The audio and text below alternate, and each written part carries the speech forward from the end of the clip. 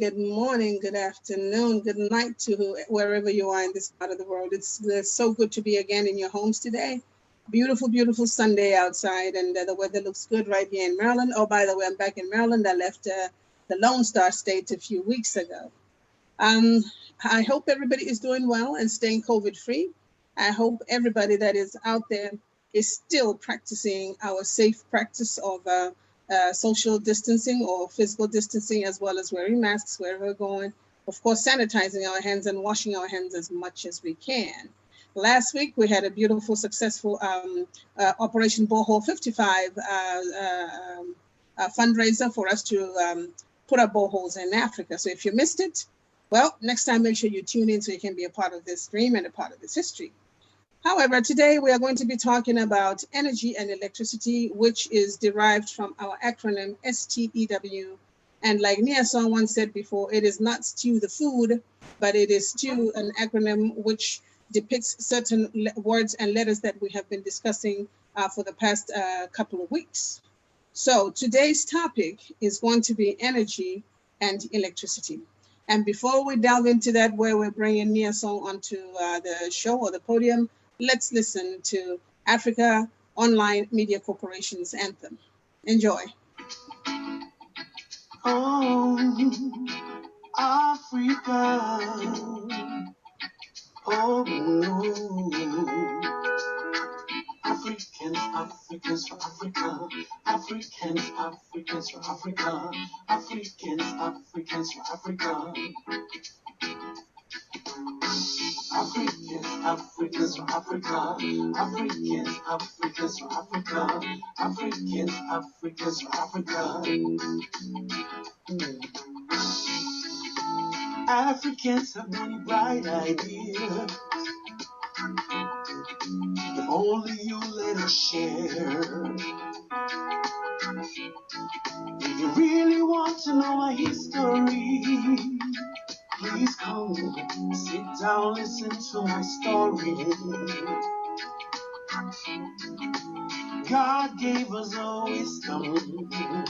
He guides our footsteps, makes us shine and transform. Hey, as one people with so many cultures, unity are one. Stand up, Africans. Let's sing Africa.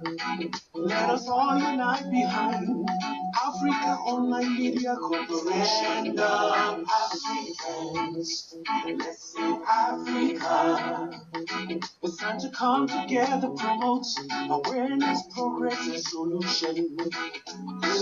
Africans, Africans for Africa. Africans, Africans for Africa. Africans, Africans for Africa. All Africans can rally for a common cause, to believe without judgment in what our brother does. To identify and resolve our challenges, to allow each other's ideas without regard to standards. That's what people with so many cultures, yes indeed we are one. Stand up, Africans, for Africa. Let us solve all the problems plaguing our continent. Stand up, Africans. Let's see Africa. Let us empower Africans in and out of Africa. Stand up, Africans, for Africa. Africa Online Media Corporation. That's a good way to start. Stand up, Africans. Let's see Africa. They have all the resources we need to benefit our society. Oh.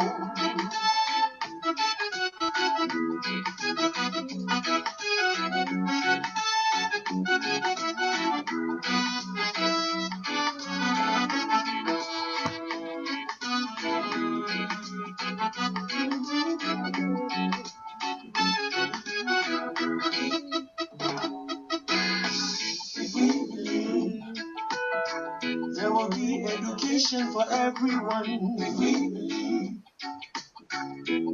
prosperity for Africans. We believe medical facilitation for Africans. We believe stand up, Africa, yes, for Africa. Africa Online Media Corporation, that's a good way to start. Stand up, Africans, let's sing Africa. Africa is the cradle of civilization, the motherland. Stand up, Africans, for Africa. We were enslaved not because we were weak, because of our hospitality. Stand up, Africans, let's sing Africa. Jump on the Africa Online Miracle Jet. Don't be left behind. Stand up, Africans, for Africa. Together we shall succeed. Together we will win. Stand up, Africans. Let's sing Africa. We are writing our own story. The truth, and we shall tell it to the world. Stand up, Africans, for Africa. No more lies. Africans own Africa.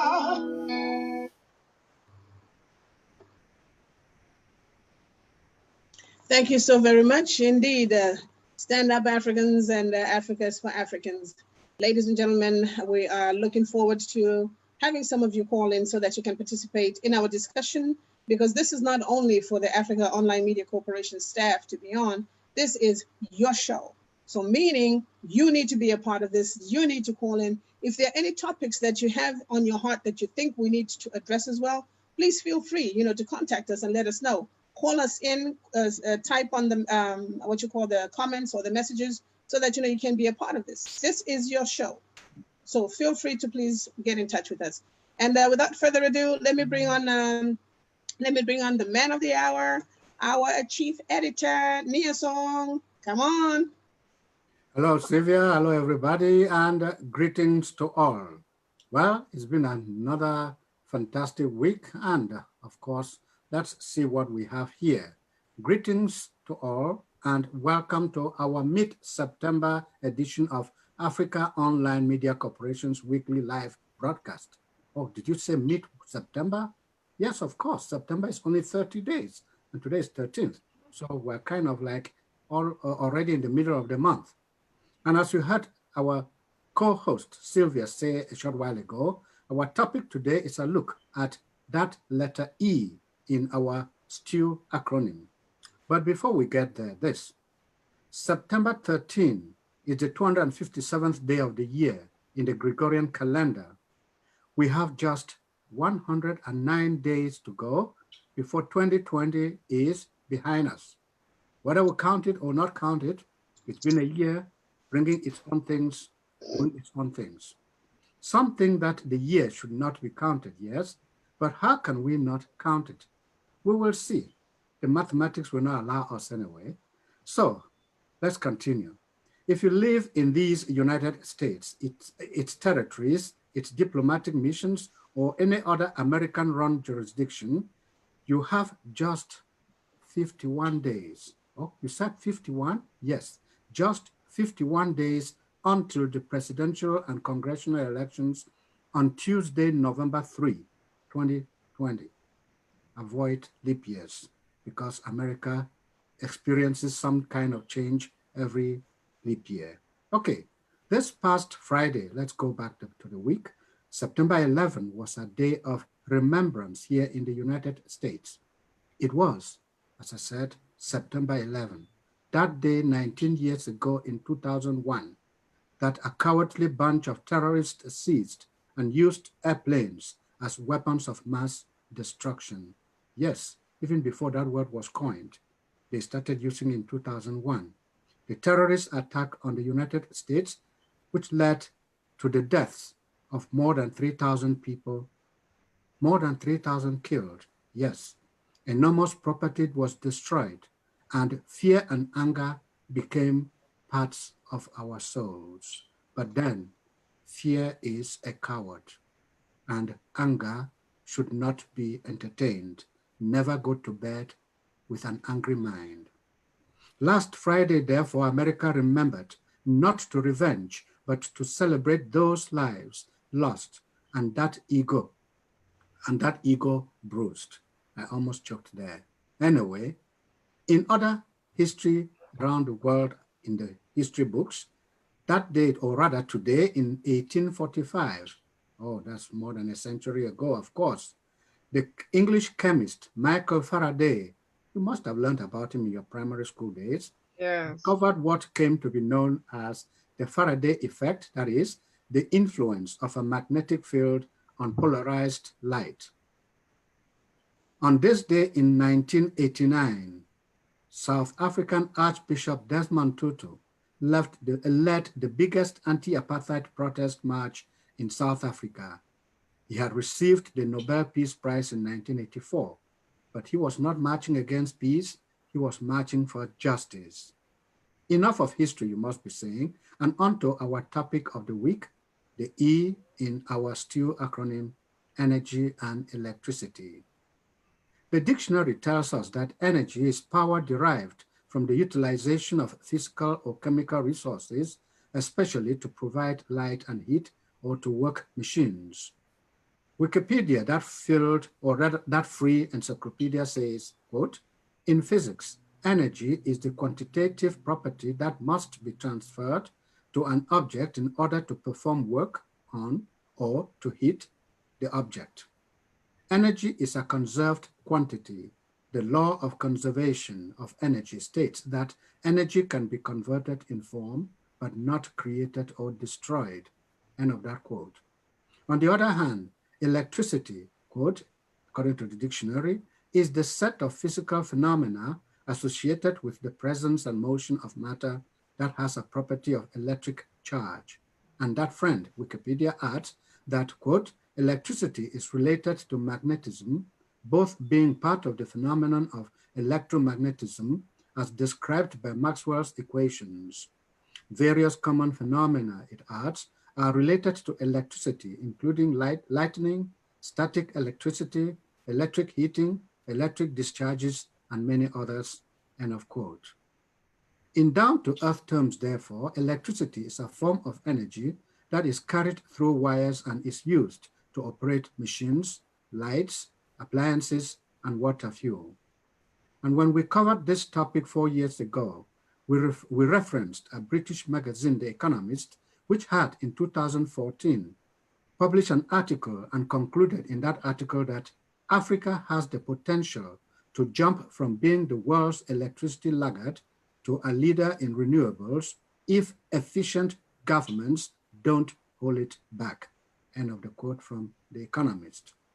Has that dynamic changed in the last 6 years? We're tempted to ask. Is Africa still the electricity laggard in the world? Has production and distribution of electricity improved? It is difficult to say yes or no, though the International Energy Agency, IEA, sounds positive. Its World Energy Outlook Special Report for 2019 says, and we quote, Africa needs a significant scale up in electricity sector investment in generation and grids, for which it currently ranks among the lowest in the world. Despite being home to 17% of the world's population, Africa currently accounts for just 4% of global power supply investment. Achieving reliable electricity supply for all would require an almost fourfold increase to around $120 billion a year through to 2040. Mobilizing this level of investment is a significant undertaking, but can be done if policy and regulatory measures are put in place to improve the financial and operational efficiency of utilities and to facilitate a more effective use of public funds to catalyze private capital, end of quote. Let us add our voices to that expression of hope. Let us as Africa and Africans invite one another to join the fight, to light up Africa, yes, let us invite our African governments in particular not to drag their feet, but to spend the capital they get through taxation and other forms of money-making ventures in the country, stay focused to do what is necessary, because in the long run, Africa needs to be lit. We need to put the lights where they ought to benefit the people.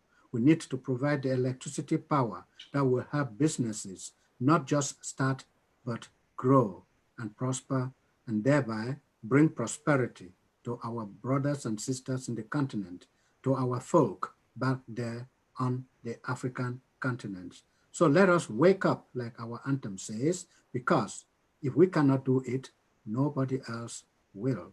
It is our duty, it is our challenge, it is our responsibility. So Sylvia, I will toss the ball back to your court, hoping that together we will be able to bring light to Africa. We will be able to provide the continent with the electricity it needs to be able to do what all other parts of the world are doing. Sylvia? Absolutely. Thank you very much, Nia Song. Yes, absolutely. Electricity, electricity, electricity. But before we get into that, let me welcome our chair lady, Reverend Pam, as well as our who's on there? Oh, prophetess, our ambassador, prophetess Lisa. Sorry, the light was so bright in my eyes, I couldn't read her name. I'm sorry. Blame it on the light. Who else is on there? I think that's it for now. The others are going to zoom in later. later. Well, welcome, Madam Chair. That's Reverend Pam, as you can see on the screen, and of course, Prophetess Lisa will also chime in. Without further ado, let me just say a little bit about electricity. Yes. I know the country that I come from, we have one of the largest hydroelectric dams in the southern part of Africa, in the SADC, what they call SADC, SADC block in Africa. And I believe there is a lot of load shedding in the country that I come from called Zambia, with a Z for zebra, not Gambia in West Africa, but Z for zebra in the southern part of Africa. Yeah. So I am also told that a lot of electricity is exported. It is sold to other neighboring countries. So my question here is, why would you load shed so much for your people? I believe they're paying the same amount of money. I'm not sure whether the exported electricity is more expensive than the local electricity in the country. But I'm told by my sisters, my brothers and sisters, that sometimes they go for weeks without electricity. And now I even hear water is the same, 2-3 weeks without water, 2-3 weeks without electricity. Come on. What are these presidents doing? What are the ministers of these sections or sectors doing to improve? We see their pockets are getting fatter, but they have, how you call them, generators or whatever other means of electricity that they have in their own compounds. So they couldn't care less whether the common man doesn't have electricity. Africa is at a right position right now, a right time for great improvement, because Africa is awake and Africa is alive. Those of us who are out there, we need to start holding our leaders, especially the ministers. I think, is it, what do you call the minister of electricity? What's his title? Is there, whatever his title is? It varies based on the country. Some of them is mines and power. Some of them infrastructure. I mean, it's different names in different countries. There you go. Thank you for that help. So we need, as Africans, to start holding our ministers of whatever energy companies or energy resources or sources that are under their belt, that they need to do better. If they cannot do better, they should not put generators in their compounds for themselves to enjoy, while the rest of the citizens, are suffering and don't have electricity. Now, we were talking about boreholes last week. We did a borehole, Operation Borehole 55. Again, I am told that a lot of people in my own country, in Zambia, even in the city, they don't have running water. So people are having to sink boreholes. And when they sink those boreholes, we were told by one of our colleagues last week that they have to pay a certain, is it tax or tariff? I can't even remember what he explained, because it upset me anyway. So whatever he explained, but I'm still not okay with it. So when are we going to wake up and smell the coffee as African citizens? I'm not even going to say Zambia, but as African citizens, because I know if it's happening in Zambia, it's happening across the whole continent of Africa. We found out last week that most of our medical facilities do not have running water. How can we have one basin of water have to wash 6-7 babies after they're born? Come on, man. What are we doing in our continent to make this thing better. Electricity is a very vital part of our lives. Electricity and water are very vital parts of our lives. So what are we doing with our African countries to make this thing a better place for us? Reverend Pam? Thank you, Madam President. You know, I'm glad you clarified the Z and the G because it sounds the same. But, oh God. Anyway, the energy and electricity we're not going to go talk about Thomas Edison or Benjamin Franklin or Faraday. We're not talking about that. We're talking about those type of people on the continent. The electricity already exists. We're talking about the issues on the continent. We do this every year. This too, we do it every year. And, you know, even last week, when we're doing a rehearsal, one of our representatives from Sudan in Darfur was in darkness. He said they've been in dark, you know, for a whole week. Mm-hmm. Sometimes people get used to poverty. They think it's a blessing. They think it's common. Our people have lived without this light, with this light problems for so many years, and to them it is normal, and it is not normal. It's abnormal. Even when I was talking to a colleague of mine back home, and she was saying that, oh, that is life, you know, there's just no light, and, you know, that's why she's not able to zoom in this and that. And she was like, what can we do? I said, there's something we can do. Don't accept it. We need to stop accepting it. Right. Right. The Lord said, let there be light. God gave us light. You know, there has to be light. You know, and there's so much sun in Africa. So much sun. The weather there, the climate there is tropical. So let's do the solar power. Let's do the solar, use solar energies. And that is why the boreholes that we are putting, they're going to be powered by solar pumps. And at the top of that, I'm going to be talking about one of the facilities, because I found out that the facilities, that particular facility already has solar power. It doesn't have water, but it has solar power. Yay. You know, so this electricity thing, it is, I mean, the generators, first of all, they cause a lot of pollution. So let's veer away from generators rather, and go towards solar power and use the generators as a backup. When I was growing up, we never had blackouts. Never. Not at all. Not at all. There was always light. There was always water. So you wonder, are we moving backwards or forward? Right. I mean, in Cameroon, there was a company called Power Cam in Yokede. The water was from a dam up there. The French people just came and destroyed it, just so that everybody will be paying money to the French government that was supposed to provide electricity that's unstable. Even during the event last Sunday, the comedian was talking about half current. The last time I was home, which was 5 years ago, in the village, I saw the power was kind of yellowish, you know? It was not bright. And then they were telling me that it's half current.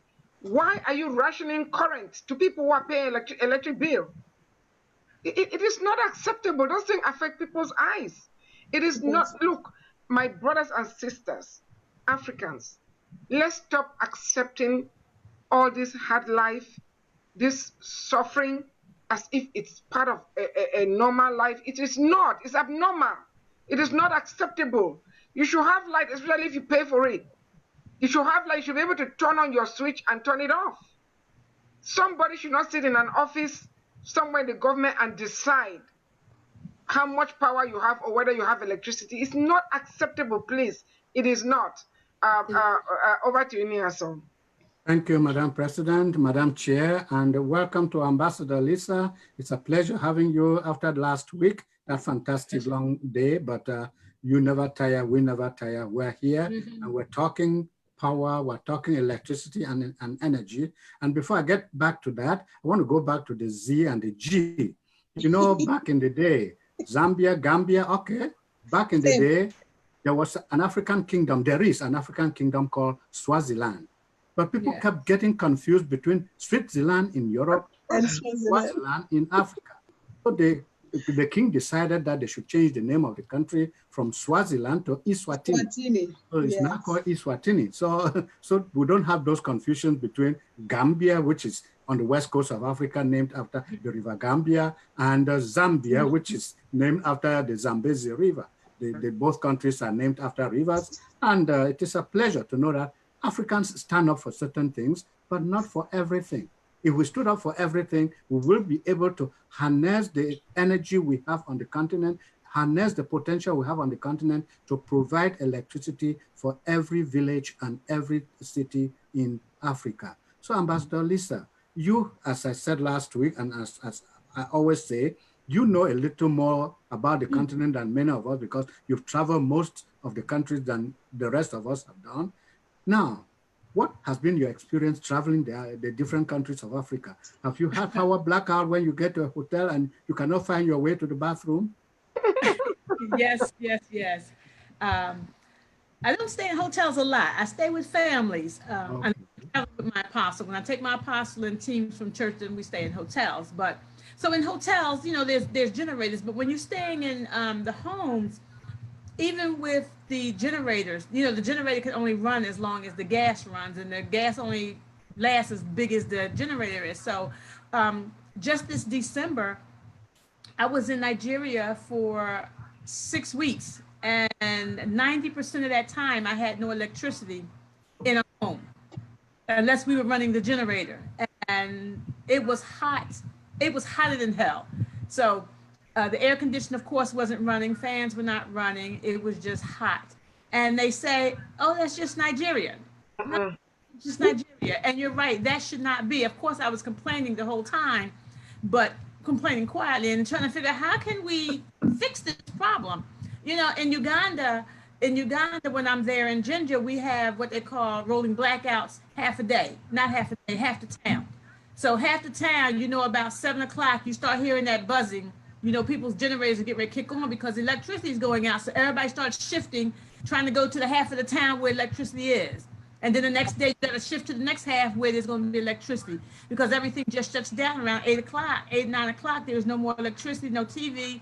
People come outside and they bring the buckets when it's raining, you know, so it's a really bad thing when it rains and you can't go outside to sit outside by the natural light and you have no electricity in the house. There's really nothing to do. So my concern has always been if the presidents of all these countries want all the diaspora to come back home, they want to open up tourism, you've got to come and you've got to meet us halfway. You've got to give us something. Now, I don't have a problem with going home with Africa the way it is because I absolutely love it. However, I am accustomed to certain things, and one of those things is electricity and water. So, you know, the presidents have to meet us halfway and at least give stable electricity. Now, Uganda is run by, they have hydroelectricity run by the dams that they've built in the rivers. While I was there in 2008, we were having real problems because somebody built the dam wrong. So it wasn't producing the electricity like it was supposed to. I believe it's been fixed since then because I didn't seem to have any problems last summer while I was there. However, we do pay for electricity, prepay. You prepay for electricity. So as you need it, you buy it or whatever. And then when that money's run out, you're just in the dark until you know, go to the store to buy more electricity or, you know, do it through your phone. So, but there is no reason. There is absolutely no reason for, in this day and age, in the 21st century, to still not have stable electricity and stable water for your people. There's just no excuse. In 55 countries that we can have simple, basic necessities of life. Not talking about welfare program. We're just talking about Madam Ambassador. Yes. Water. Yes. Thank you. You're welcome. Thank you. Sylvia, what I know you also traveled some of the countries of the continent, or you navigate between the United States and Zambia. What have been some of your experiences having power where you go? Yeah, actually, I went to Nigeria and I spent about 1 year, 10 months in Nigeria. Wow. And it was fascinating how where the hotel that I was in, the electricity never went. But yet when I leave the hotel to go even to the restaurant, you find that the whole place is dark. So I used to ask them, how does this work? Well, the answer was plain and simple. he is the son of so-and-so, so he owns this hotel. And of course, because he's the son of so-and-so, this whole area, is protected. The grid never goes down. So when I look at that, the elite will always be the elite, it's true. But who is taking care of my father, my grandfather, my grandmother, who's at the bottom of the totem pole? It's not fair that the general, I'm going to use the word general citizens for a better choice of word. I don't want to be demeaning because I am part of that general population. But it's general versus the people who are up there. Why should they have to suffer? These are the people who do the most menial jobs for us. They keep our roads clean. They keep our toilets done. I mean, they're in the fields and all that stuff. But yet when they come home to enjoy just a snippet of the electricity, they shut it off. Yes. They shut it off. And they can't afford these generators. Okay, let's hypothesize for a minute. Let's suppose they afford a generator. Somebody donates an old generator to them. How do they afford the gasoline that goes into that generator? Yes. How do they afford that gasoline that goes into those freaking generators? This world, it's very, very unfair for Africa. In my own country, in Zambia, I was there in 2016 and I was there in 2018. Somehow, somewhere in 2016, there wasn't too much of a load shedding. I'm not sure what happened. Oh, I know why. It was election time. We were getting the president re-elected. So I remember now why, yes. There was no load shedding. There was no water shortage. I mean, I used to bath like a duck in that water. I would sprawl in that electricity 24/7. It never went, for sure. It blinked once upon a time, just like a blimp, and then it came back, but not leaving like it would leave for 3-4 days. I go back in 2018. Hey, Lord help me. 2018 was a nightmare from Elm Street. I go to town. I come back, my sister, I see they've put, what you call them, braziers. These are our little African cooking places where you charcoal, and you set it outside, right? And then you cook on there. I'm asking my sister, why are we cooking outside when you already paid for electricity for the whole month, or gas? Oh, the gas ran out, or electricity ran out. What do you mean it ran out? It's not working, they cut it off. I went in the house and flip for sure. Oh, it's load shedding. They even have the audacity to send out notices that there's not going to be electricity for so many days. How is this going to improve our continent, and how is this going to improve the lives of our people? Yet when people bring projects into our country, I took an electricity project myself to my country. I was not received well. I was not welcomed well. Let me say it out today. In my own country, Zambia. Yeah. I'm calling you out. You want to call me? Call me. Yes, you did not receive me well. But if I was a Chinese, or with eyes maybe, or somewhere maybe the eyes going that way, or whatever else, maybe color different, you guys would have accepted me and taken the project. So I'm not really sure how to handle this, even as a diasporan. I desperately, desperately, desperately want to go home. Yes. That's the actual truth. I do. Because I love home. I love my country, and I love my people. I'm passionate about my continent, not only to Zambia, but my continent. For those of you who know me, I'm a four-prong. My grandfather is South African, my grandmother is Zimbabwean, my maternal grandmother is Congolese, and my grandfather is Zambian. So I'm a true African. No, you are missing Cameroon. Even Cameroon and Mali and Togo and everywhere else. See what I'm saying? Yeah. So that my passion is very, very ingrained into the continent. And I try to do my best with what I can. But I'm not a person who wants to bribe anybody to do anything, no. I want to come to my country to come and do something good, something sustainable, that I know that not only will I benefit with my family, but the rest of my people will benefit. We're one big happy family. So what can we do as a diaspora? I'm going to quote Ambassador Arikana Chihombori-Kwao, Dr. Arikana Chihombori-Kwao. She says, Africa is ripe. Africa is ripe, and we need to go there and harvest. Because with what's going on in Africa right now, if we don't take the initiative as a diaspora with our brothers and sisters on the continent, these colonialists are coming back in a different way. China, Ching Ching is already in there. I call my country Zamchai, by the way, or Chai Zam. Chai Zambia. That's what I call my country now. Because when you arrive in Zambia, all the billboards, they by the way, they're lit up in electricity. I don't know if those things ever go off. There's some, when you get to the airport, the neon, what you call it? Yeah, the neon light. Yes, those. They're lit up as bright as Christmas tree. Everything is in Chinese. You understand? They own that airport. Think the stadium. They're even now about to hear they're about to take the ZESCO, which is the electricity company. So what are we going to do as a people to ensure that we get our assets back and start running our countries and building upon what was built? I don't know how many years ago, if there's any development that has changed anything on these electricity and the water issues. The diaspora can only do so much.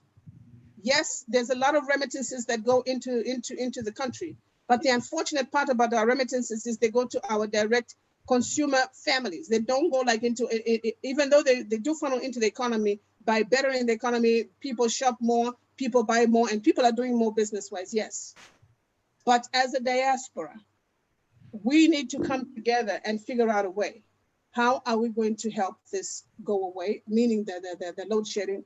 How are we going to, or rather, how are we going to help stop this load shedding so that our brothers and sisters can enjoy the electricity like we do? Look at you, Sister Prophetess over there. Bright light everywhere around you. Reverend Pam, Niason, look at me. Bright lights, right? Everywhere we are. Mm-hmm. We have no reason to complain. So we need to figure out our way ourselves. African problems should have African solutions. Yes. We are Africans. Let's put those heads together. Let's see what we can do. Let's start helping our continent so that this electricity problem needs to go away. Reverend Pam, you talked about solar.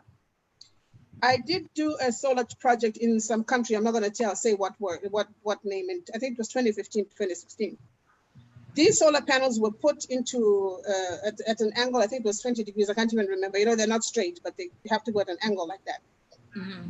So those were put for an irrigation. How you call it? Like an irrigation farm, a commercial farm. Now, when I went back to 2018 to look at them, guess what? Everything stopped working. I asked what happened. You know what the problem was? The solar panels were not being cleaned off, so they had debris this thick. Oh. So they're saying that they're not working because everything is broken. No, it was not broken. Our people did not clean the equipment. I gave them a plan. I said, let me devise a plan for you where you're going to have a company, start up a company where you have even 100 women. Because 5 acres is not easy to walk. 5 acres of solar is not easy to walk by yourself. Get 4 or 5 drones up there that will tell you which ones are the dirty ones. Deploy those women and let them scrub with buckets. Pay them a good amount of money. Oh yeah, we'll do that. We'll do that. Guess what? I called and it's still the same. Mm-hmm. Still the same. It is unfortunate, yes, Sylvia and Reverend Pam, talking about electricity and energy in our former homeland, our birthplaces. Yes, those days were beautiful days in West Cameroon when we had that power supply from Yoke. And of course, in 1972, the system changed. We were kind of absorbed. And then, of course, everything that we had that was good was taken over. And of course, we know where they are, where those things are. Electricity was nationalized, and they call it Société Nationale d'Électricité du Cameroun traditionnelle, which of course never functioned the way power companies function. The banks were taken over, our banks were taken over, our money was stolen, and so on and so forth. And when people complain, they say, oh, you are being rebellious, you are being a coward, I mean, you're not being patriotic, you have to do this and that. Unfortunately, we have to live with that. But then, talking about the diaspora and their possibility of intervening in the continent, it is you and I working together and listening to the words of our anthem, standing up for Africa. Because if we don't unite in purpose, we will continue to be in disarray. And when we work separately, we never do anything. This week, somebody posted something I grew up knowing about a bundle of broom and a stick of broom. This father called he was thinking of dying the next year, and of course he died anyway. He called his children and sat them down, 2 boys and 2 girls, gave each the bundle of broom and said, please break this bundle of broom for me. None of them could break it. He took it back, pulled out a stick and broke it and said, what I want to show you is that standing alone, you will not do anything. But together, nobody will break you or your will. So we in the diaspora need to stand together. Not say, oh, I'm from Zambia, I'm from Gambia, I'm from Congo, I'm from this and that. We are one. And the blood that runs in us is one, inviting us to unite, to stand up, to do something positive for Africa. Reverend Ban. Yeah, thank you so much, Nia Song. You know, it's hard. I know you brought back, you know, some things in Cameroon. I'm not gonna comment on that because if I do, I am not going to mince words. And since we don't discuss politics or religion on this show, I will not even go there. But you know, the solar panel thing. Even when we're talking about it for this borehole, the engineer I brought that up again. They don't even need to figure out, because trying to get them to even get drones, let them just put a schedule. How often they clean the solar panels. Let them just make a schedule. Then they will not need a drone, because if you tell them drone, then they will start saying that, oh, they don't have drones. But this is the thing. Our people have accepted it for years, for decades. And we just want to tell them that it is not acceptable. We're not asking anybody to go against any government. We're just telling our people that don't accept it. Don't. You know, somebody, I don't know who's told this story. I'm going to paraphrase it, that you can pluck the feathers off of a chicken and then throw corn to the chicken, and the chicken will be thanking you for the corn that you are throwing for them to eat, even though you are killing them slowly. You've been plucking their feathers. That's what's been happening on our continent. The government providing electricity is not doing us a favor. It's an entitlement. We're supposed to have it. That's what we had before. Even like I said, when we were growing up, we never had problems with electricity or water. You come and take it now, give it to French people who don't know how to manage jack, and then you act now like, oh, giving us the electricity is a favor. No, we had it and you took it. We had the know-how. Our people were running it, and you brought inept people and incompetent people to come and do stuff that they cannot even do just because of the color of their skin. So our people, again, and that is why this Operation Borehole 55, I'm so grateful to God that I'm a part of it, because this is our people. Last Sunday, you didn't see any ching chong ching or any Caucasian on there or on that panel. It was our people, Africans and people of African descent. It was our money, our people donating, and the project is going to be implemented by our people. Yes. So we Africans, we have the competencies, we have the brain power, we have the bank accounts, you know, and we have the will, the emotional attachment to our home. Home is home. The diaspora can never be home. It can never be. Look at our brothers and sisters that have sojourned here for 400 years, and they can still take the life, squeeze the life out of our brothers, you know? They still shoot our brothers and sisters like flies. This is not home. At least you go to Africa, nobody is going to arrest you or stop you because of the color of your skin. They may try to take money from you or corruption, but nobody is going to shoot you because of the way you look. So home is home. Let's focus on solar panels. Let's focus on solar panels. Let's forget about the government. I keep saying it is, thank God I'm not calling any particular government, so nobody can say I'm not against the government. All I'm just asking the government is open the gates so we can come home. Stop putting stumbling blocks. Our sister mentioned going to Zambia to do the block. My dear, you're preaching to the choir. The government is the biggest hindrance, the biggest stumbling blocks to progress. You don't want to help our people, and then you are putting barricades to keep us from coming to help our brothers and sisters. Does that make sense? What is it? What is it? Why is it that anybody that looks different from us, you worship them? Are you kidding me? Black is beautiful. James Brown said it, say loud, I'm black and proud. So this electricity thing is a solvable problem. Just like the water is a solvable problem, let's focus on the solar panels.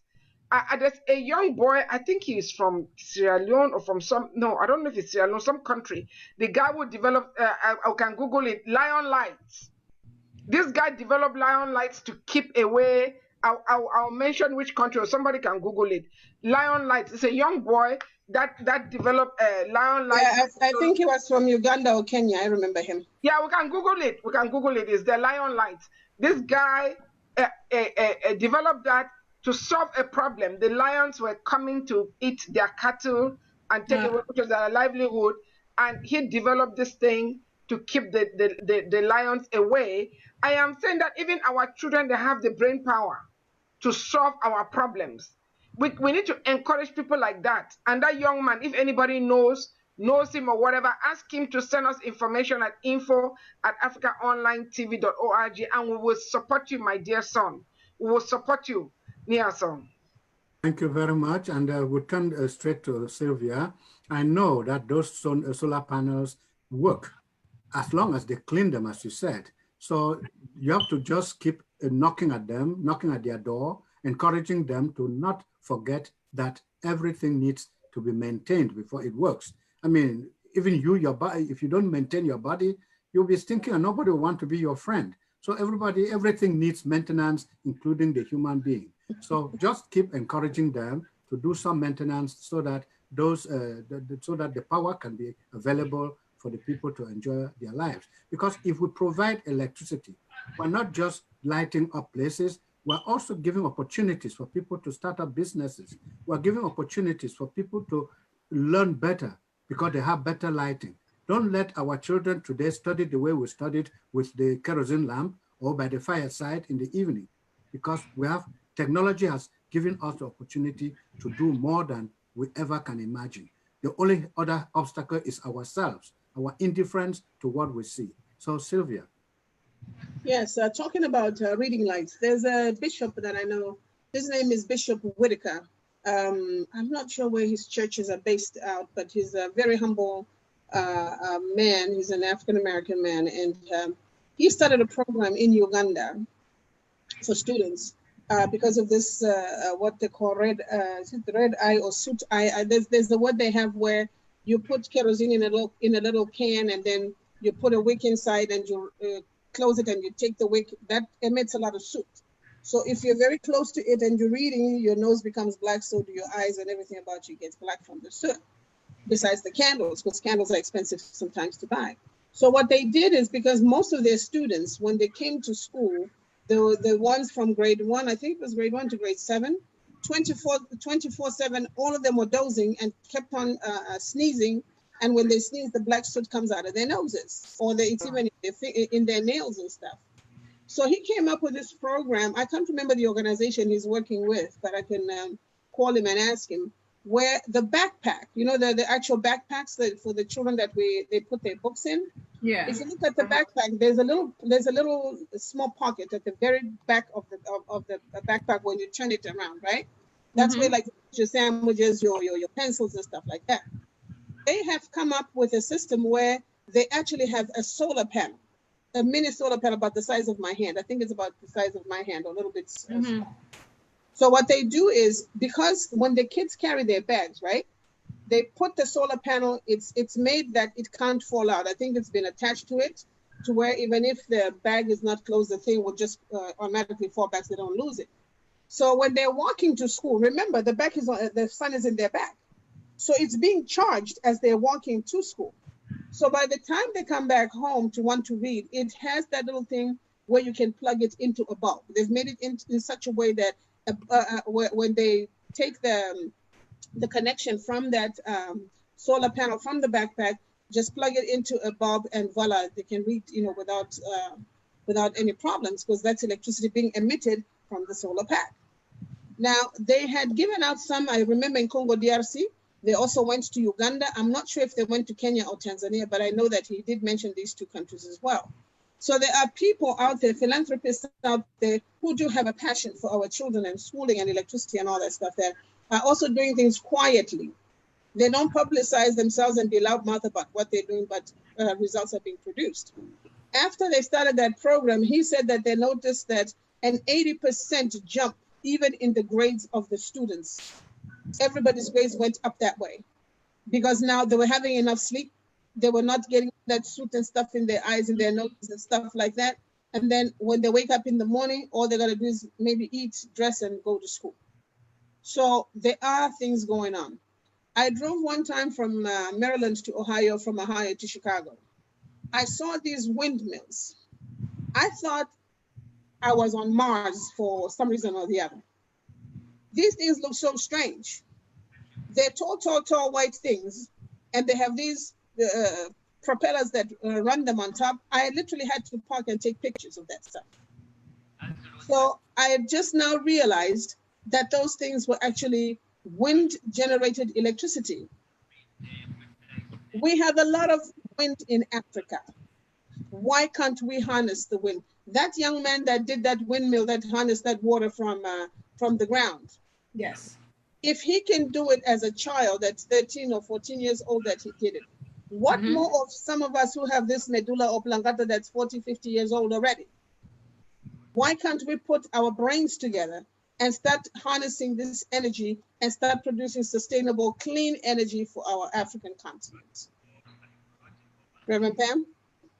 Yes, I just Googled that thing. The guy, that boy, Lion Light's boy is a Maasai in Kenya. Yes. You know, he's the one that discovered that, and I'm sure other people have used this, used what he's done to take it to another level.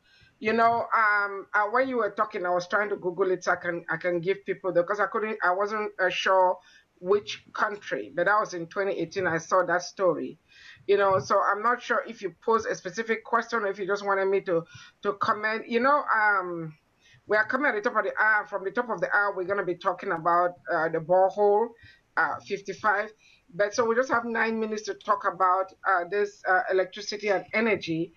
Our administrator of the continent, Evelyn, texted that they're having serious thunderstorms.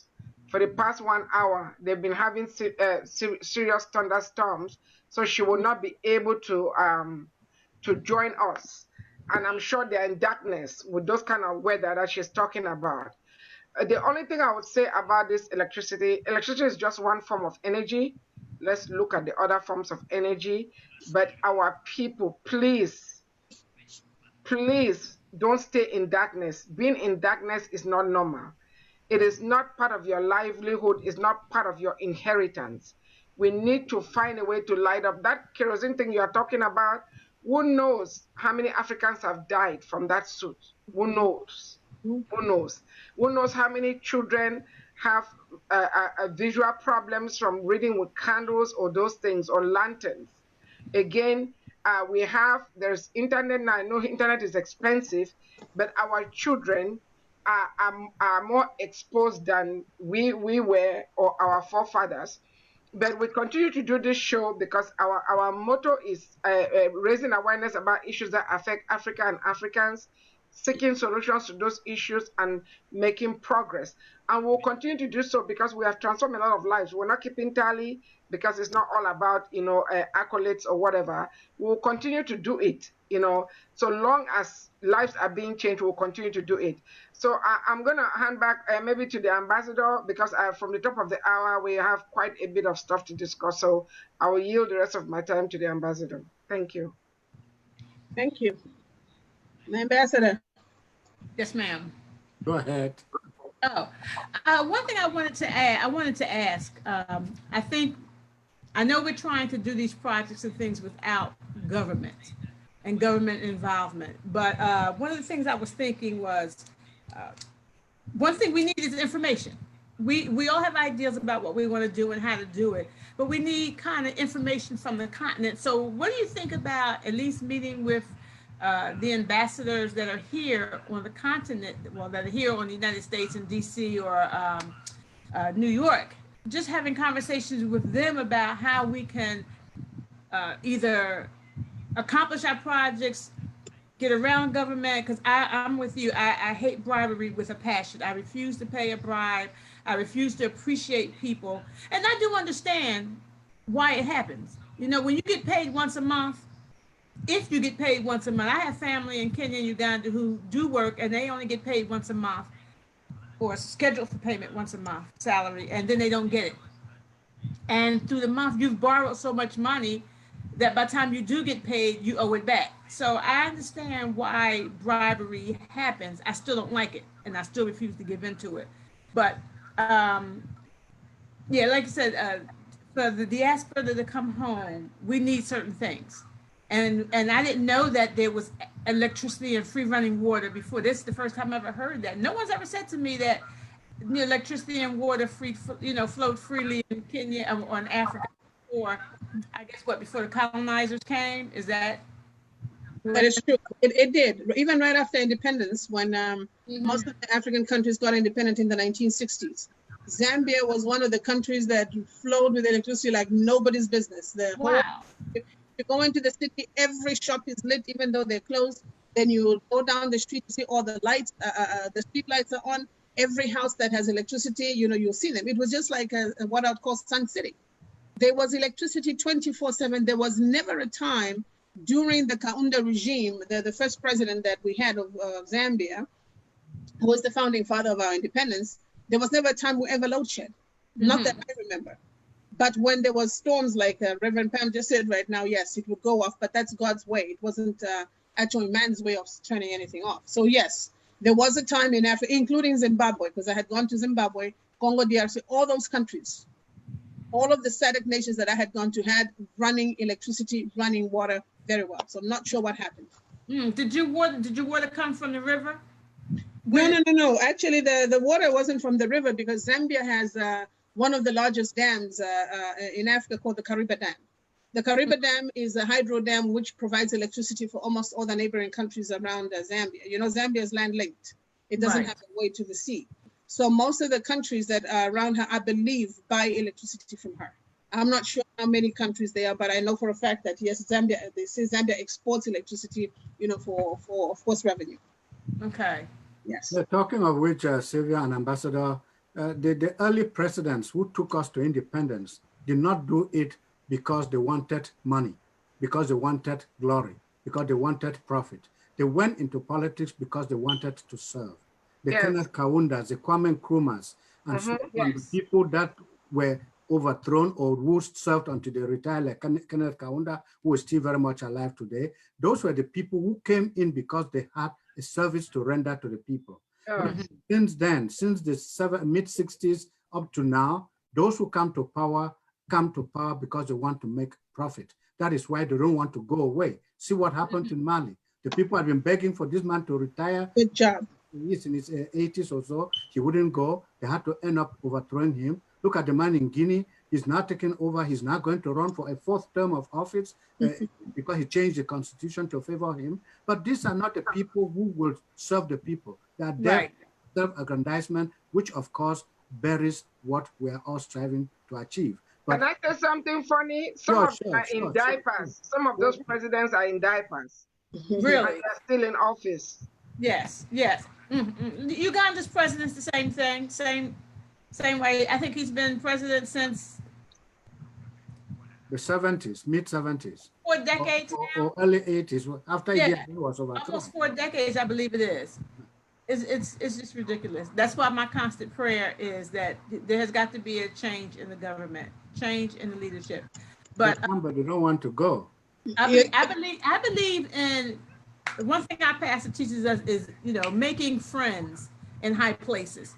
So when I need a visa, I go to DC. I don't send my stuff and I go to DC. I go to New York. I need to meet the people in charge.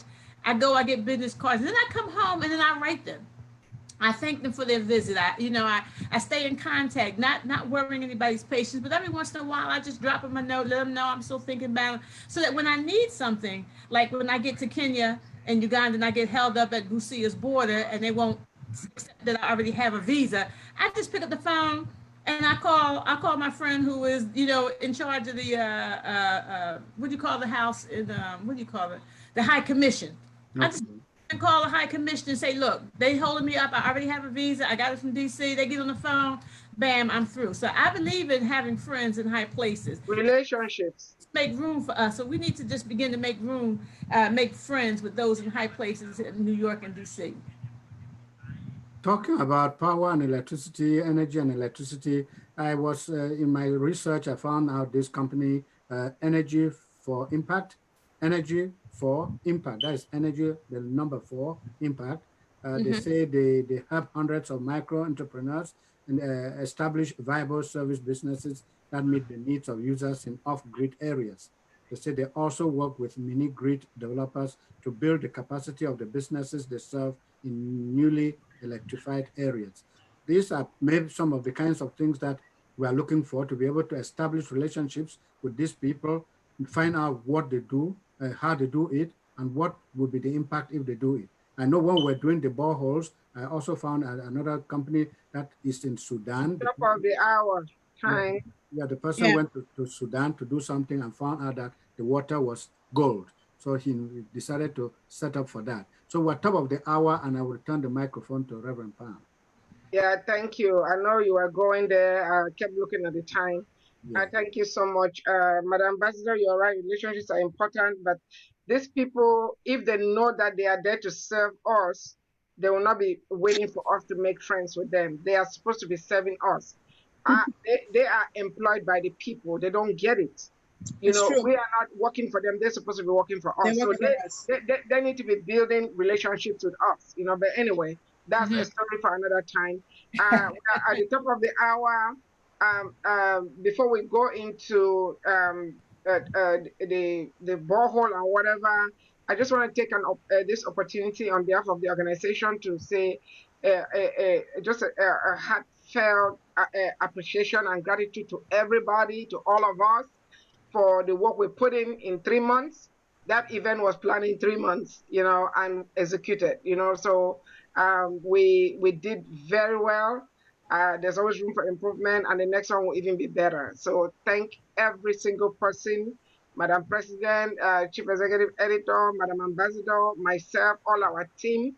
You know, Professor is not able to make it today. He's tied up on some Zoom. Our other team members on the continent are not able to make it. Weather problems, you know, lack of light. You know, so they know that they are highly appreciated. They are motivated. They are excited about this, because by Christmas we should have our first borehole running, by the grace of God. You know, so that is awesome. We're talking about another 3 months. I mean, talk about speed and timeline. So we are very excited. It's just that the thunderstorm kept Evelyn from being on the show today. So you'll hear more from her next Sunday. But they've already started working with some groups in East Africa, rather, to try to look for people in Somalia, in Sierra Leone, and in Kenya. To cut down costs, we are going to seek indigenous engineers to do this work, because we have to bring somebody from West Africa to dig a borehole in East Africa. The cost will be very high. Those that are from West Africa, we will give them the contract in those countries. So that's what we are looking at, to cut down costs, you know. But before I go into, we're going to be spending the last 30 minutes of each show talking about the fundraiser and continuing the fundraising, so that I don't get too excited and forget the announcements. There have been a lot of increase in domestic violence. Madam Chair, before you jump on, you're forgetting something. We're supposed to play our anthem before you jump into top of the hour information. Okay, let me share the anthem. Thank you so much. Hold on, let me share the anthem. Yeah, please. Okay, let's see. Thank you for that reminder. Hold on.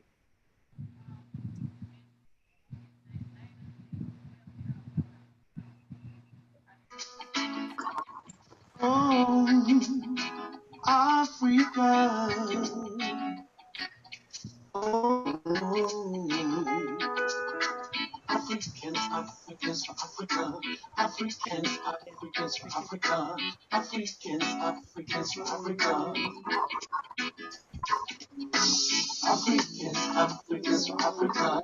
Africans, Africans for Africa. Africans, Africans for Africa. Africans have the right idea.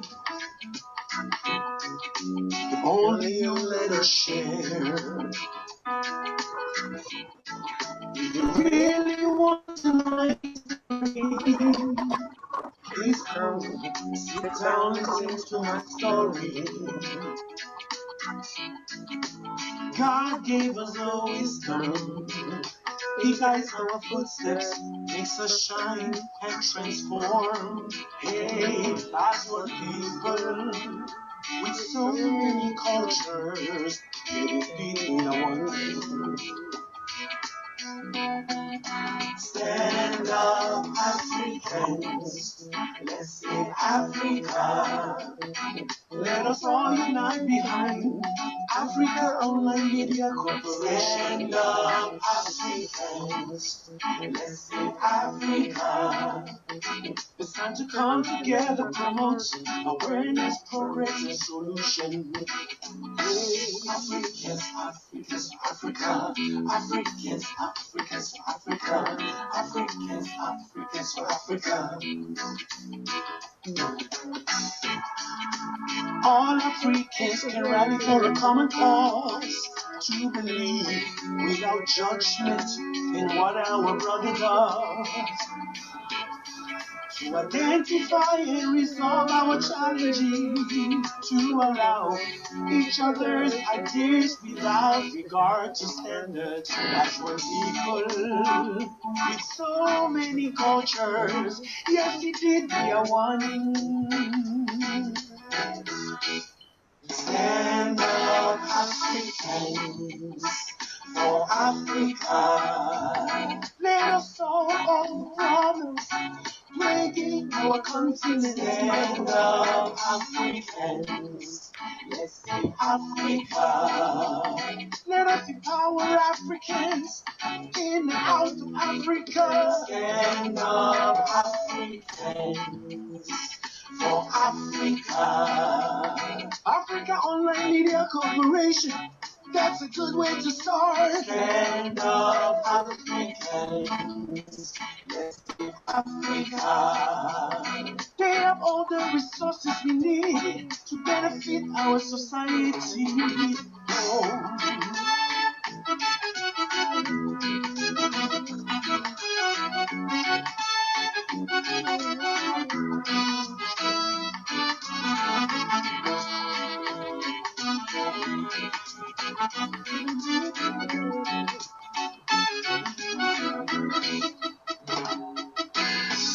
If we believe there will be education for everyone, if we believe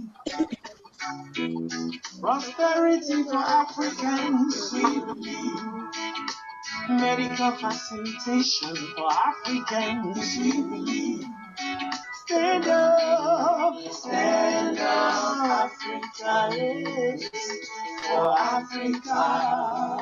Africa Online Media Corporation, that's a good way to start. Stand up, Africans, let's save Africa.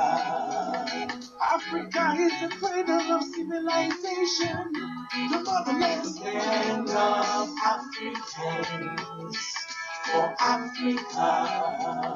We were enslaved not because we were weak, but because of our hospitality. Stand up, Africans. Let's save Africa. Jump on the Africa Online Miracle Jet. Don't be left behind. Stand up, Africans, for Africa. Together we shall succeed. Together we will win. Stand up, Africans. Let's save Africa. We are writing our own story. The truth that we shall tell it to the world. Stand up, Africans, for Africa. No more lies. Africans own Africa. Madam President, thank you so much. Please, on the top of the hour, every top of the hour, we're going to play that. I don't know if I mentioned this or not. I actually wrote that song 3 years ago. This is not something that I just wrote. However, I had Skipper record it last month in the studio. So when I look at the words now of the song, I am just humbled because it's very applicable to the times that we live in. But I wrote that 3 years ago. That was not something that was just written. But we had a blast last Sunday. It was amazing. So many, we've got a lot of calls. so many organizations and individuals around the globe want to be part of the borehole project, and we are grateful that they're going to be part of it. But I think by the next fundraiser, the CFO is not on here. She's probably still in church. You know, I was hoping she'll be here, but she gave an update yesterday when the fundraising team met to do a post-event analysis. And as of yesterday, we had raised 11,135. So the number's gone up, and it's going to keep going up. And this is not pledges. This does not include pledge. Let me share the screen of the payment handles. And yes, I have corrected that speaking in tongues on the GoFundMe. I will encourage that people use GoFundMe as a last resort if their fees are expensive, very high. So that's why it's at the bottom here. But you can go to our website, www.africaonlinetv.org, to donate. All the payment handles are there. This is our Facebook page, Africa Online TV. That's our Facebook page. But if you want to donate, go to our website, or you can cash app us. We didn't receive a lot of cash app, just a couple of cash app. So we're hoping that more people will send cash app. Cash app is $ Africa Online, and the CFO is not transferring the money instantly. She's doing standard, so we don't pay fee. For the Zelle, Zelle is free also. Chairperson at AfricaOnlineTV.org. The PayPal has fees. It's not as high as GoFundMe. PayPal is donate at AfricaOnlineTV.org. And then GoFundMe is GoFundMe/manage/Operation Borehole 55 donate. So those are the payment handles. But I want to share a few things, just a glimpse for those who did not. We have some time for those who were not able to join us last Sunday because they were in church. You know, we have taken that in consideration for the next one. So, but for those who were not able to join us, let me see here. Just give me a minute here. I want to share just a glimpse of what we did last. Oh no, I won't be able to do it because we're on. Oh yeah, I can do it. Okay, can you guys see this? Can you guys see Shay? Hey, that's Shay. I'm sorry? No, I said we see Shay. Oh, okay, I wanted to see Shay. Okay, good. I wasn't sure because it's on Facebook. So let's see. Let me know if there are any issues. I'll just play just a snippet of what happened last Sunday. That would make them jump out of their chairs. You understand what I'm saying? So let you by the strings of music. Money in the bank for Jesus, he no go let you down. Yes. Put your money in the bank for Jesus, he no go let you down. Angelina to be a better fool. Life is not better fool. Baby, je m'en fous.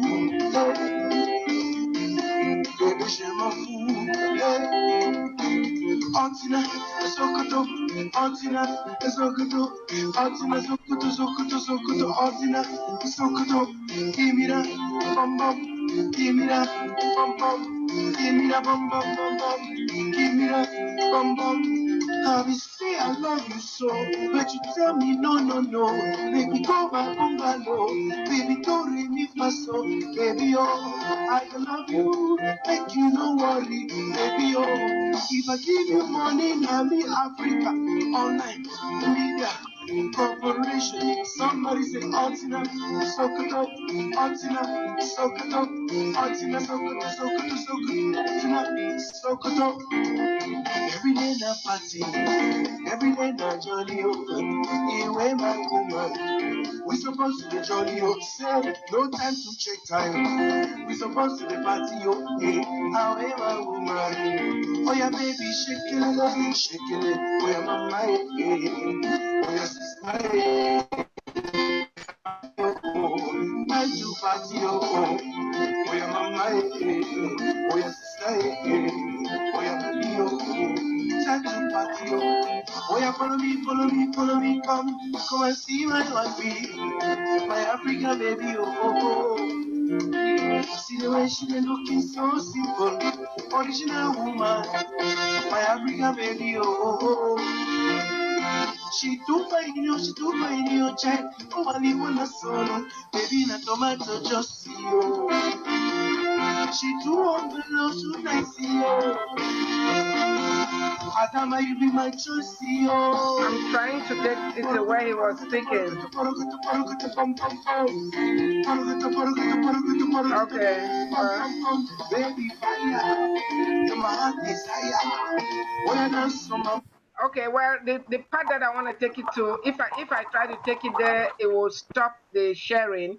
But I was trying to take it to where Skipper donated and was encouraging all his followers and Shay's followers to donate. So we'll be showing different snippets. So we are going to continue to raise these funds for the borehole. I want each of you to take a moment and tell people why they should donate to Operation Borehole 55. Tell them something about Operation Borehole 55.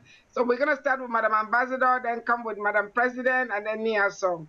Again, I was trying to show there's a part that Skipper was talking, but I think when I set it up, the screen, if I click that part, it will stop the sharing. So anyway, Madam Ambassador. Yes. Why we should continue donating to Operation Borehole 55. Because there are 55 countries on the continent, and we want to be a blessing as Africa Online Media Corporation to every single country there is on the continent. So set yourself up, set aside something a little bit each month, and make a donation every month towards this awesome event, because water is life. And our children on the continent need the basic necessities of life. So just set aside something. So you know that when you sow one seed, you reap a harvest. So put yourself in position to reap a harvest. Tell yourself, I am a harvester, because I'm reaping from the seed I'm planting to Africa Online Media Corporation and Operation Borehole 55. Thank you. Yes, Operation Borehole 55. Why should we continue donating? Prophetess Ambassador Lisa Parks just told you, we have 55 African countries. And guess what? We're only on bore number what? 1. We raised enough money for how many boreholes? 1. And how many more boreholes do we have to go? 54. So with all that being said and done, I'm sure each and every one of you that emanates from Africa or has roots in Africa, you want to see a borehole somewhere in some part of your country. It doesn't matter where it is, but remember, wherever we're putting these boreholes at, it has to be at a medical facility or medical facilities. And the reason we're doing that is, for those of you who watched the video last week, you saw how the medical facilities are in dire straits where they do not have any running water. So here's my suggestion to you. If each of us can put aside $1 a day in a jar. You know how you go to the store, you buy groceries, and I pay how much? $2,000 for the Brazilian, and have $1.25 left. Guess what? I should take that $1.25, put it in a jar. Every time I go out to shop, put it in a jar. Believe me, by 6 months, you will find that you have saved about $60 to $100. And that $60 to $100, believe me, my people, goes a long way. However, there are some of us who can donate more than that. So I'm appealing to those of us who are capable and are able to give more than $1 to please donate to this Operation Borehole. It's going to save lives. It's going to improve a lot of people's lives and save a lot of children's lives. Also, this will stop the kids from walking so many miles, and the women so many miles to go and collect dirty, filthy, stagnant water. Let's save a life. Go to www.africaonlinetv, T as in Tom, V as in Victor.org, www.africaonlinetv.org. All our payment handles are on our website. No amount is too small. You can still donate. You can still donate in the gold, silver, platinum, whatever category. Your name will be acknowledged. And those of you who did participate, I think our president is going to tell you that something is coming your way. So let me not bust that bubble. Thank you. Operation Borehole forever. It won't stop until we finish building those boreholes in each of these African countries. So Every Sunday, I'm going to talk about that borehole. You all are going to be so sick of me. So if you don't want to get my mouth talking about that borehole every Sunday and they're boring you, you better start donating. The quicker you give us the money, the sooner my mouth will shut up. So here we go. Operation Borehole 55 is still on. Thank you. Awesome. Thank you, Sylvia. Thank you, Sylvia. We've all heard it. We've all seen it. We were here last week. You all lived it. It is on Facebook. I think is it Facebook? You can watch us. You can watch the discussion. You can watch the fundraiser. Please don't be left out. Join us, africaonlinetv.org, www.africaonlinetv.org. Give what you can, please. Every amount is worth the effort. And as I grew up reading from a book, great oaks from small acorns grow, great oaks from little acorns grow, little things spring from little ideas, and your donation will not be too small. We will acknowledge it, we will recognize you, and we will, if you donate more than $250, I believe, you have a special a certificate to show that you can hang that on your wall and say, yes, when Africa Online rose to the occasion, I was also part of it. I did something to bring water to a health center or to a place in the continent where people were not able to find water, where women and children were walking for miles to be able to fetch water.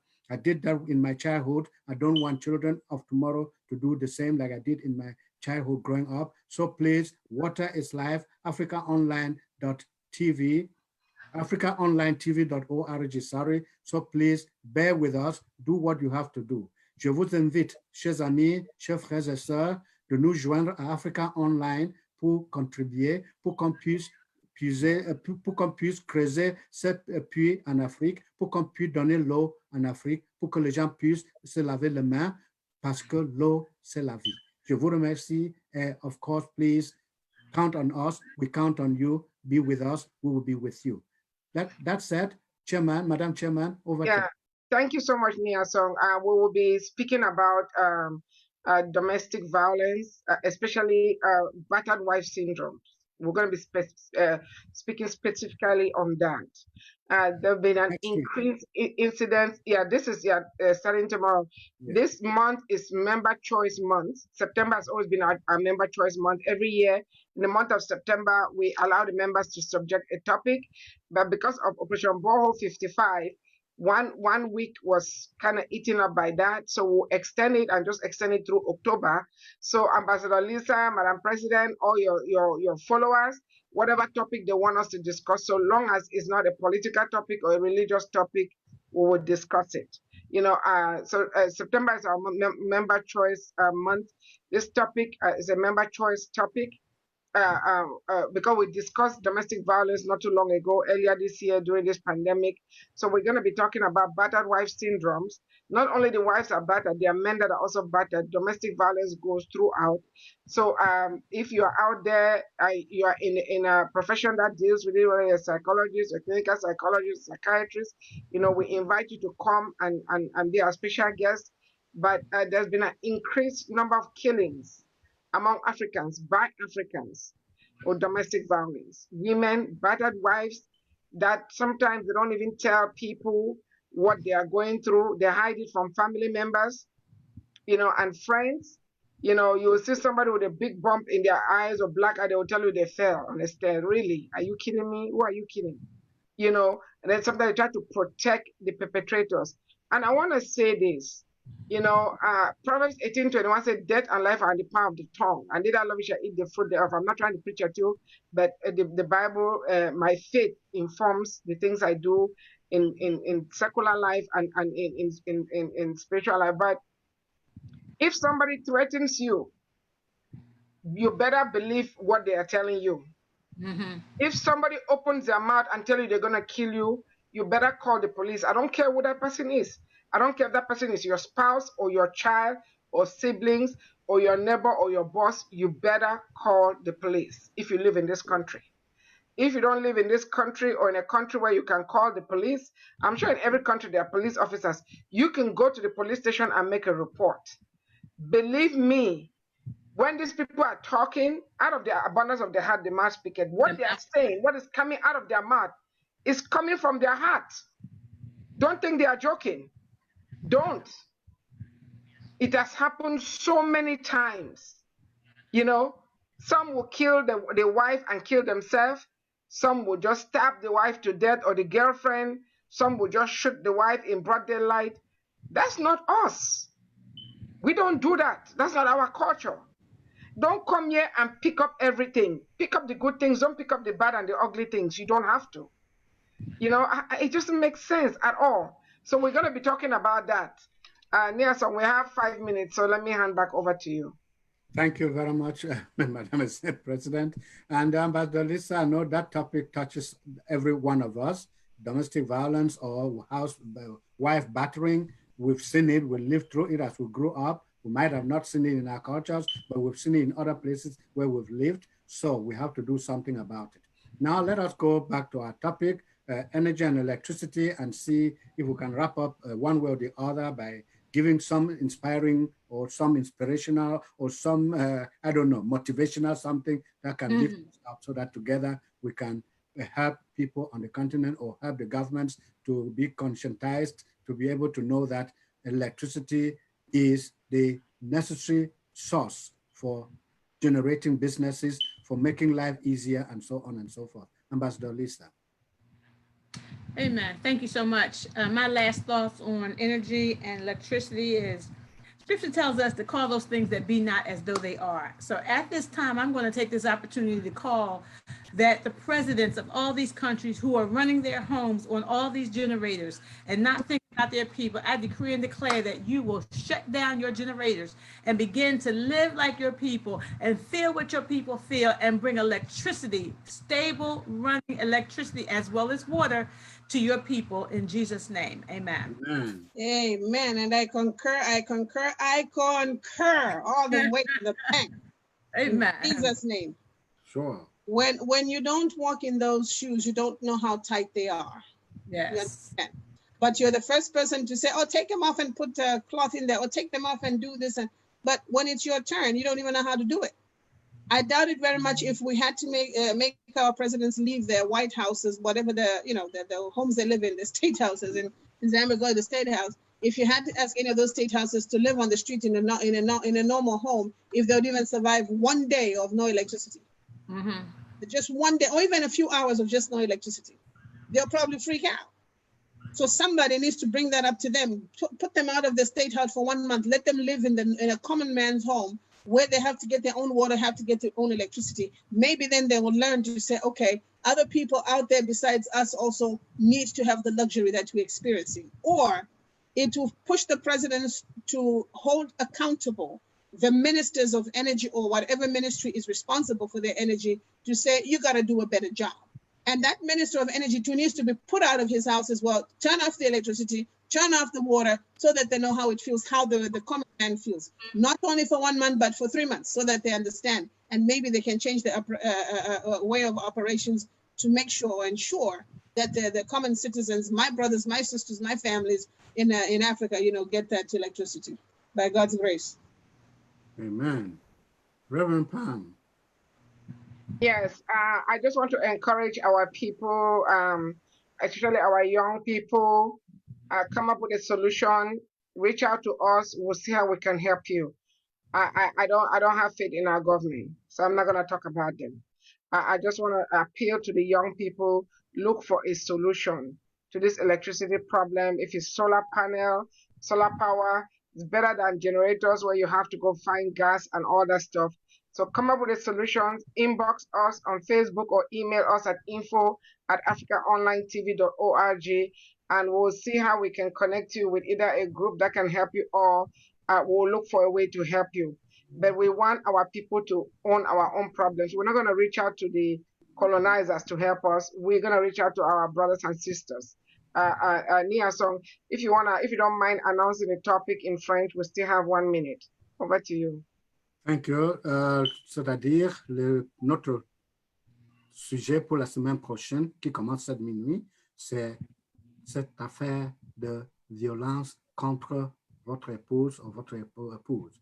Donc, c'est à nous tous de bien vouloir entrer en notre contact ou avec nous, rester avec nous pour discuter le problème de violence contre les femmes ou les hommes qui sont dans nos vies. s'il vous plaît. Wife battering, domestic violence, those are not things of our culture. So please don't learn them, don't do them. But talking about our water, electricity and energy, please, wherever you live, there is something you can do. Talk to somebody. Let us know what we are doing together so that we can do something to be able to ensure that governments sit up and do what they are supposed to do. But if at your level you have a community and you want to do a community project, why not?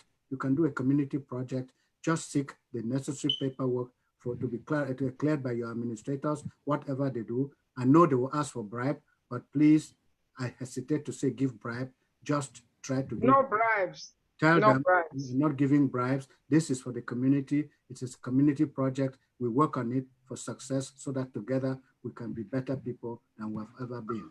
Reverend Pam, we're wrapping up the program at this point. Yes. Anything else to say, Sylvia? No, let me just say, if you are a woman and you are being battered by your husband, please don't take it, please. If he raises his hands on you one time, know that it will happen till he kills you. Please look for help. Next Sunday, we're going to put up the help link. Please. And if you are a man being beaten by a woman, I know you may be embarrassed to say it, don't take it. Don't give them a second chance to lay their hands on you, please. Yeah, so. Don't die in silence. That's right. Don't die silent. Report the problem, and there will always be help, because a dead body has no more voice to speak up. Better speak up while you're alive. We thank you all very sincerely, honestly, and we say ciao. We'll see you again next Sunday. Stay blessed and stay healthy. Wash your hands and make sure you keep COVID-19 away. Thank you all very much. Bye-bye. Thank you. Bye.